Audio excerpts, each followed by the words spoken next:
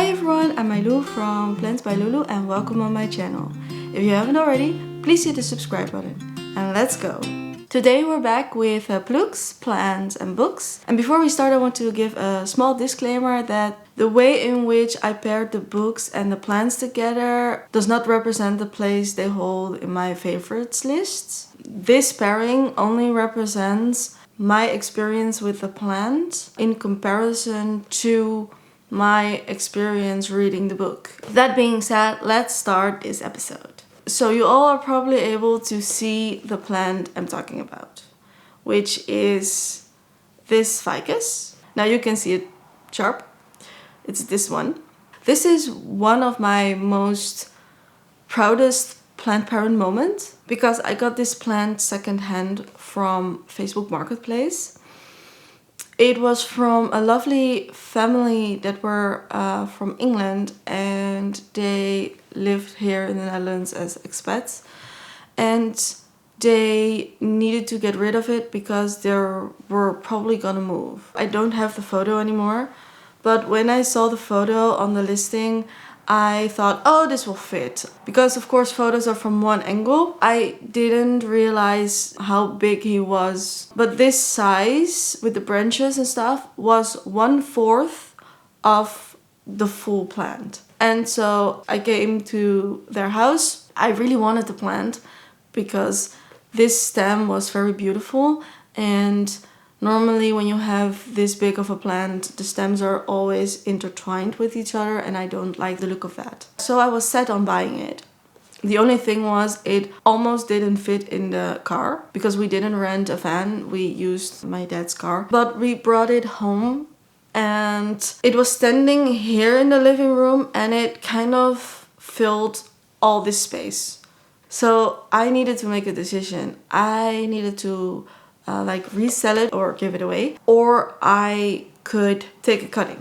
But I knew that was risky because this was in winter and he already didn't do great at their house.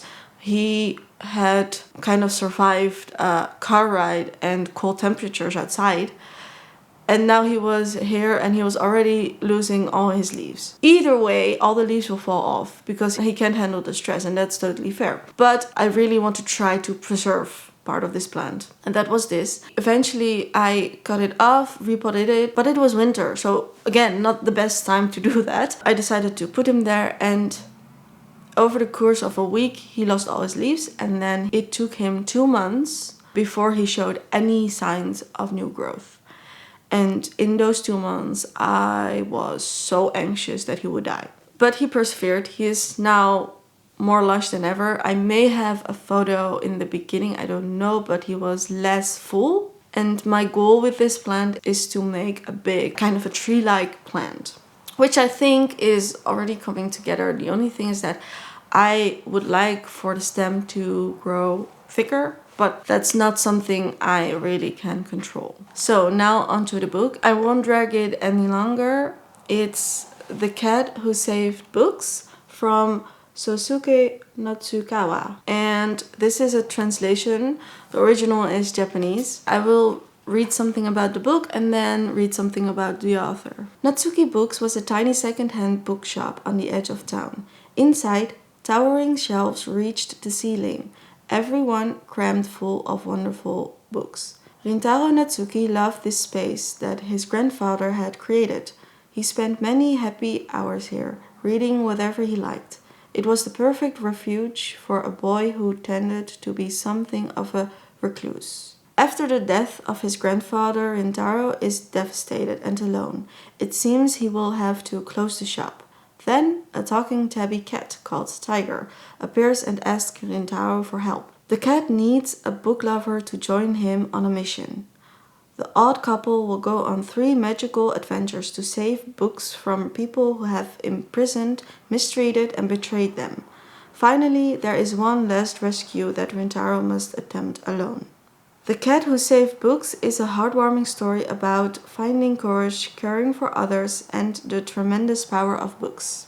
Sosuke Natsukawa is a Japanese physician and novelist, born in Osaka Prefecture in 1978. He graduated from the Shinshu University Medical School and practices medicine at a hospital in a largely rural prefecture of Nagano. His multi-volume debut novel, Kamisama no Karute, published in 2009, won several prizes and sold over 3 million copies in Japan. The Cat Who Saved Books has been translated into almost 40 languages around the world. So the first original edition was made in Japan in 2017, and the first English edition was made in England in 2021. So before I go into the reason why I paired these two together, I want to talk a bit about the book. It's a very lighthearted book. When I read this book, I made a review because I saw a lot of people bashing on this book because they thought it was about cats. And I just wanted to make a counter review or a counter argument as of why this book could be good. If you want to read this book because of the cat, this is not the book for you.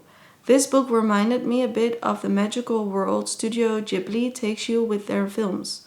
Like in their films, this book has a deeper meaning, a deeper inner or moral message. If you love books, the meaning of books and the philosophy behind books, you are in the right place. So that's a bit about the book. And there's kind of only one reason I paired these two together, and that is because this plant is over 30 years old.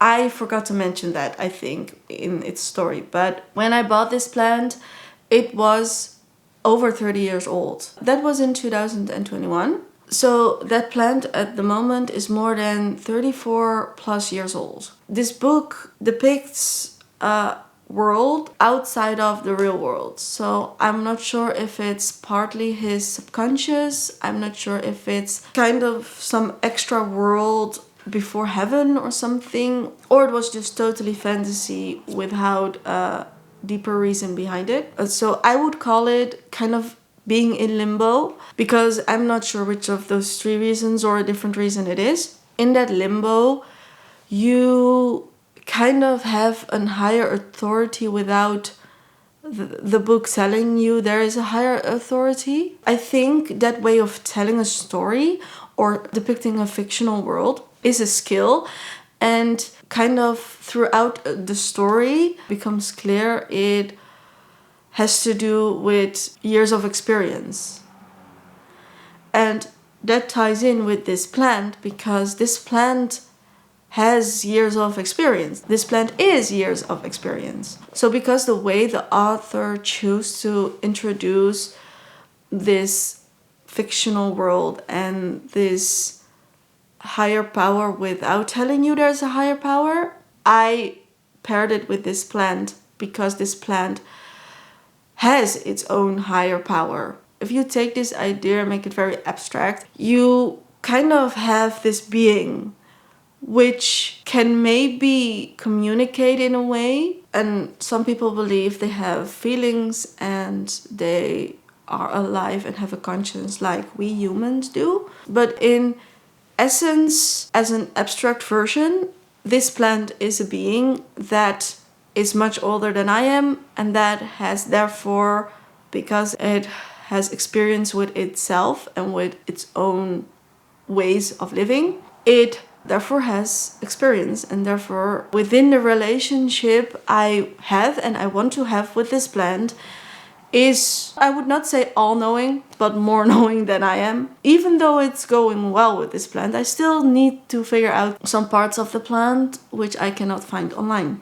And so that's kind of the reason why I paired these two together. I hope you liked it. If you did, please hit the subscribe and the like button. If you have your own combination or want me to discuss a specific book or plant, leave that in the comments down below. And I will see you in the next video. Doei!